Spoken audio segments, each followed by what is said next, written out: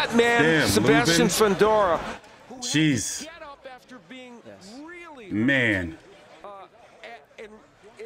Lubin's tough, though. Look at those punch stats. And all of them, most of them was from the inside. Ooh. And look at his face, bro. Corner stoppage. He couldn't compete with that.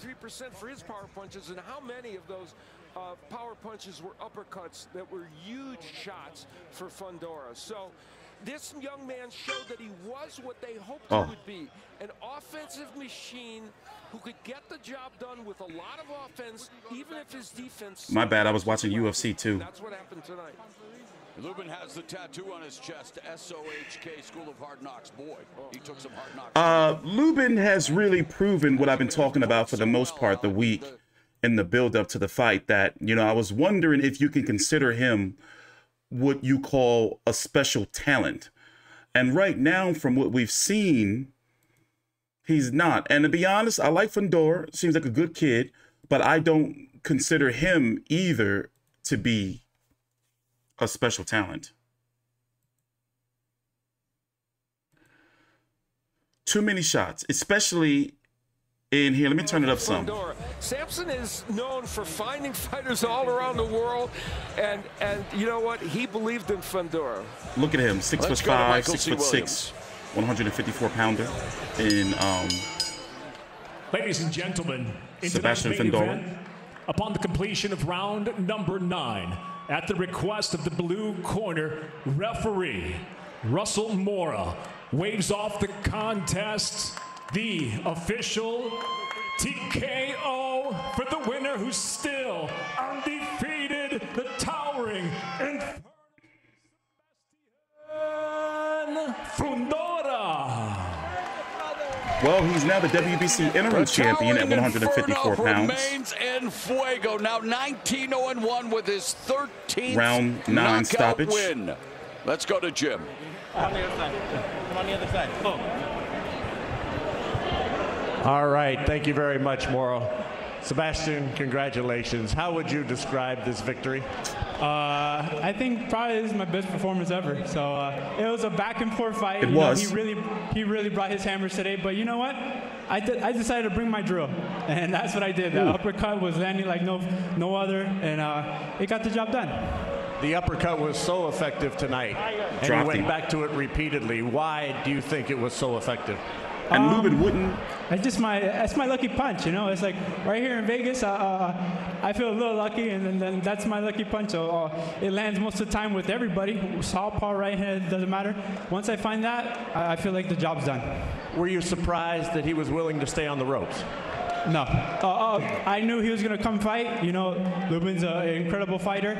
I wish him nothing but the best. You know, he caught me with a good punch, and I was like, you know what? It made me think for a second, but, you know, I recollected myself, and I got the job done. Let's look at, if we can, at the monitor at the second round on your knockdown as it came. And you saw right that Lubin just stayed in the pocket too long. Can you tell us, Sebastian, from your vantage point, you can see like a look on his face, and what he went happened? I hit him with one uppercut, and I saw that I rocked him. So I did it again and again and again. And I think it was the round that I took a knee. I caught him again with the series uppercuts. There it is. But here it is. Here's the second round. This is when you knocked him down. Yeah, you see? Oh, wait, where's that? There we go. You see that? Right up. Yeah. And it was a right uppercut. It wasn't even my left one. So I don't know. I knew the uppercuts were going to land. Both of them were landing. He was just standing there in front of them. He said he was going to come out and fight me, and he did. And hats off to him. And then when you got into round 7, he caught you and knocked you down for the first time. Tell us, Sebastian. You know, I got hit with a good punch, and I didn't feel like I needed to get hit again, so I took a knee to get a little breather in, and I recovered. Yeah. And fighters these days don't like taking knees. I intentionally took a knee. I knew I had to take a knee because if I kept getting hit like that, it wouldn't be smart for me, you know, and I wouldn't be able to recollect myself. You were dominating that round. In fact, Steve Farhood, who scores for Showtime, said it was a 10-9 round, not a 10-8 round. So how did you have the wherewithal at that moment to know that you were probably dominating the round but didn't want to get too jacked up? Well, I did. I started to eat the cake in one bite, you know, and I went back to the corner. My dad said, you know what, don't be doing that. Don't be acting dumb. And I came back in the next round, and I figured stuff out again. Kevin Cunningham, his trainer, Lubin's trainer, decided to stop this fight. Did you think that that was a good decision for your opponent? I think so, because later on in the rounds, I swear, like, it shifted. His face shifted, like from round 1 to round 9. It completely morphed, and there's a lot of blood coming out. And he's a tough fighter. He was in the game the whole time, but there's no need to get hurt that much. Great fight. Now we've got Charlo and Castano, who will unify this title coming up in May. You're going to put yourself in a position to be one of those guys who's going to have one of the opportunities, perhaps, to be in the position to fight the winner. How do you see that fight, and would you like that, obviously, if that becomes the mandatory? I see Charlo winning this fight. I felt he was too strong for the Castano the second time. If Castano wins, that's great too. I just want to go after all of them. You know, this is an interim belt, so I want the world champion title. So I want the real deal. Sebastian, congratulations. Terrific fight, still undefeated. Thank you so much. All right.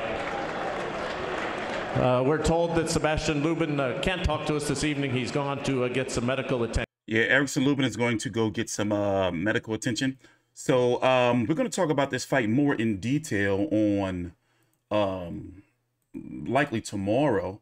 But let me show you this mean knockdown right here of Erickson Lubin. I just think that he stayed in the pocket too long, man. And this is a devastating defeat for a fighter like this. Look at his face. Look at his face. Oh, man. Oh, man. Bro, is it broken? Something's broken.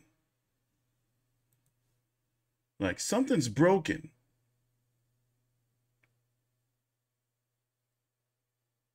Oh.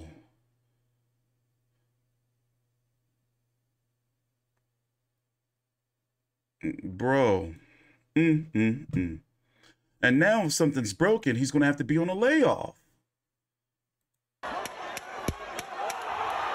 Back to the drawing board, man. How old is Lubin now? About 27 years old. As it stands, Sebastian Fundora is not going to get a title shot yet. He's WBC interim champion. The next mandatory in line for Charlo Castano 2 winner, which is taking place on May the 14th. That is going to be IBF Bakram Murtazaliev. There's his sister. Right there on the right. They all look alike. You can tell, you know, you can see people walking down the street and you'd be like, yo, that's definitely his sister, or that's definitely her, like, you know, the brother. Then, so it's IBF next, then WBO Tim Tszyu, then Sebastian Fundora. And by the way, that is his most impressive victory. Like, dude looked good. Here was the cards, by the way, leading in. Interesting. But Lubin was doing good. It's just at the power. Judges agreed on all 9 rounds. And the key round, the 7th, 2 judges gave it to Lubin, who scored the knockdown after getting beaten up for most of the round, 10-8. 1 judge scored it 10-9. We take a look at my card. I had Lubin ahead by 1 point. Fundora won the 8th and 9th on all 3 cards, and I also scored all 9 rounds the same as Tim Cheatham, Dave Moretti, and Steve Weisfeld. So it was a great fight, but apparently not that difficult to score. In my next video. Well, listen. All right, Steve, thanks for watching. Take your time out, like the video, subscribe. We're going to go into more detail. Erickson Lubin, I think him and Tony Harrison should fight next. You know, because he's not going to get a title shot, you know, against Charlo Castano for quite some time. You know, maybe, you know, start building up his resume there. Also, Tony Harrison, who looked very good tonight, defeating Sergio Garcia via unanimous decision. And remember, now that he's the WBC interim champion, he has to fight somebody in the top 15 of the sanctioned bodies. Sergio Garcia told Keith Idec that he may be retiring. I don't want to see him take a step back and go fight somebody like Brandon Adams. You know, you think they'll probably try to get him and Jarrett Swift Hurd to fight each other? That would be a crazy fight. But no, I think Tony Harrison is the way to go, because you want to, you know, you want to keep building him up. But anyway, let me get up out of here. I got to watch the Ryan Garcia fight, do my video on the Tony Harrison fight, which I watched. And now UFC is wrapping up right now. Take your time out, like the video, subscribe. I am T Street Controversy with FightView360.com.